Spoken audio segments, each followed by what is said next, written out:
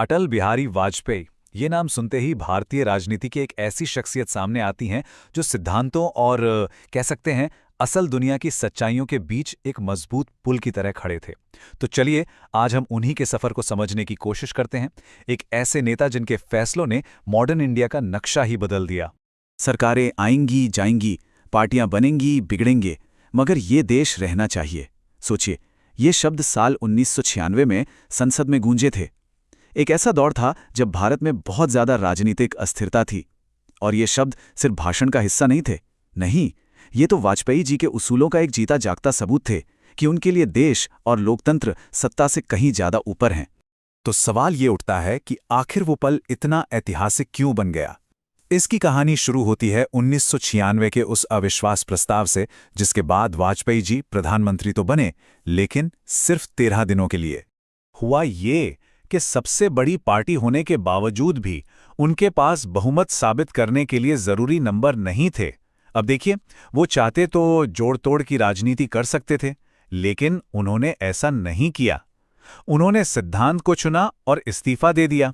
और बस इसी एक फैसले ने उनकी छवि को हमेशा के लिए मजबूत कर दिया, एक ऐसे नेता के तौर पर जिसके लिए लोकतांत्रिक प्रक्रिया सबसे ऊपर थी, सबसे पवित्र।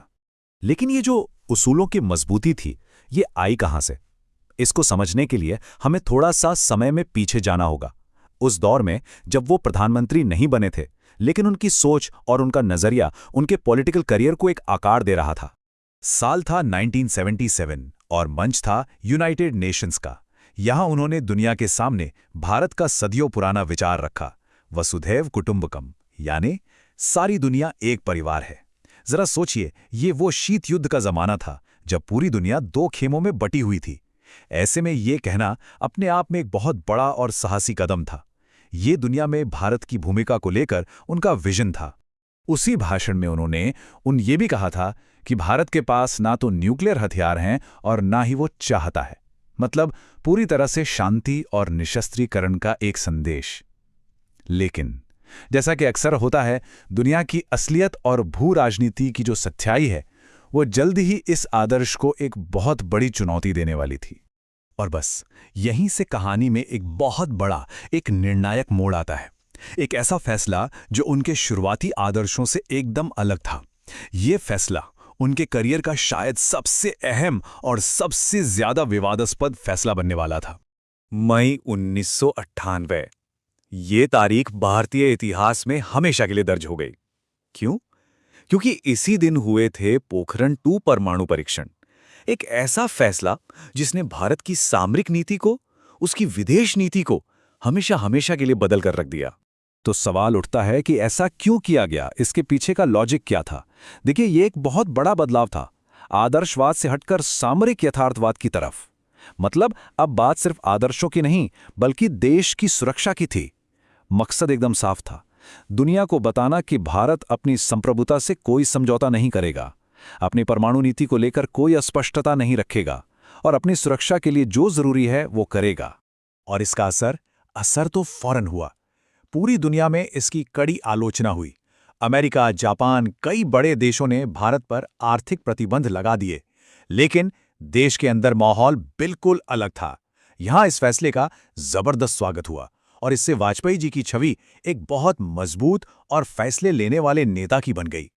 अब इतने सारे प्रतिबंधों के बावजूद वाजपेयी सरकार अपनी जगह से टस से मस नहीं हुई।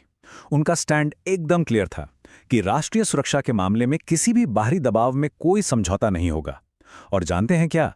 आखिर में इसी मजबूती ने दुनिया को, खासकर अमेरिका को, भारत के साथ एक नए रिश्ते की शुरुआत करने पर मजबूर कर दिया। यहीं से एक मजबूत सामरिक साझेदारी की नींव पड़ी।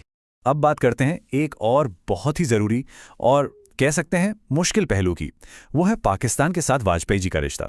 उनकी जो नीति थी ना, वो शांति की कोशिश और सैन्य मजबूती का एक बहुत ही दिलचस्प मेल थी। उनकी इस दोधारी रणनीति को यहां हम साफ साफ देख सकते हैं। एक तरफ देखिए, 1999 में वो दोस्ती का हाथ बढ़ाते हुए ऐतिहासिक बस लेकर लाहौर गए, तो दूसरी तरफ ठीक उसी साल जब कारगिल में घुसपैठ हुई तो उन्होंने उसका मुंह तोड़ सैन्य जवाब भी दिया। यही संतुलन, यही कूटनीति और मजबूती का मेल बाद में आगरा शिखर सम्मेलन और ऑपरेशन पराक्रम में भी दिखा। ये दिखाता है कि वो कितने यथार्थवादी थे इस जटिल रिश्ते को लेकर। लेकिन देखिए, वाजपेयी जी का नजरिया सिर्फ विदेश नीति या दुनिया में भारत की धाक जमाने तक ही नहीं था। नहीं, वो देश को अंदर से मजबूत बनाना चाहते थे। और ये मजबूती कैसे आती? लोगों को सशक्त बनाकर। 19.3 करोड़, जरा इस नंबर के बारे में सोचिए। ये वो संख्या थी उतने बच्चों की जिन्हें 2001 में शुरू हुए सर्व शिक्षा अभियान के तहत पढ़ाने का लक्ष्य रखा गया था। ये सिर्फ एक नंबर नहीं है, ये एक शिक्षित और सशक्त भावी पीढ़ी बनाने का उनका कमिटमेंट था। और ये जो सबके लिए शिक्षा का आंदोलन था ना, इसके लक्ष्य बहुत ही व्यावहारिक और जमीनी थे।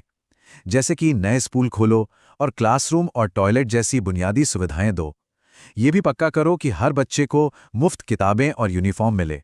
ये देश के शिक्षा के परिदृश्य को पूरी तरह से बदलने की एक बहुत बड़ी कोशिश थी। और इसमें खास तौर पे लड़कियों और जो बच्चे पिछड़े समाज से आते हैं, उन पर ध्यान दिया गया था। तो चलिए अब इन सभी कड़ियों को जोड़ते हैं और ये समझने की कोशिश करते हैं कि कैसे वाजपेयी जी की इन सारी नीतियों ने मिलकर 21वीं सदी के भारत की एक प्रमुख वैश्विक शक्ति के तौर पर उभरने की एक मजबूत नींव रखी। भारतीय विदेश नीति की ये जो निरंतरता है वो यहाँ साफ दिखती है। देखिए, वाजपेयी जी के दौर ने परमाणु परीक्षण और पश्चिम के साथ नए रिश्ते बनाकर एक प्लेटफॉर्म तैयार किया। फिर प्रधानमंत्री मनमोहन सिंह ने उसी प्लेटफॉर्म पर भारत अमेरिका परमाणु समझौते की इमारत खड़ी की। और अब प्रधानमंत्री नरेंद्र मोदी क्वाड जैसे मंचों के जरिए उसी साझेदारी को और भी आगे बढ़ा रहे हैं। और शायद उनकी सबसे बड़ी विरासत यही है, भारत की वैश्विक छवि को पूरी तरह से बदल देना। उनके नेतृत्व में भारत एक ऐसे देश से जिसे परमाणु परीक्षणों के बाद दुनिया ने लगभग अलग थलग कर दिया था, एक ऐसा भरोसेमंद सामरिक साझेदार बन गया जिसके बिना आज दुनिया की बड़ी बड़ी बातें अधूरी हैं। और इसी के साथ हम आपको एक बहुत ही गहरे सवाल के साथ छोड़े जाते हैं।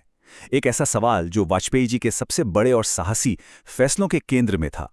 सवाल यह है कि किसी देश के लिए बने बनाए नियमों को बदलने के लिए उन्हें तोड़ना आखिर कब जरूरी हो जाता है।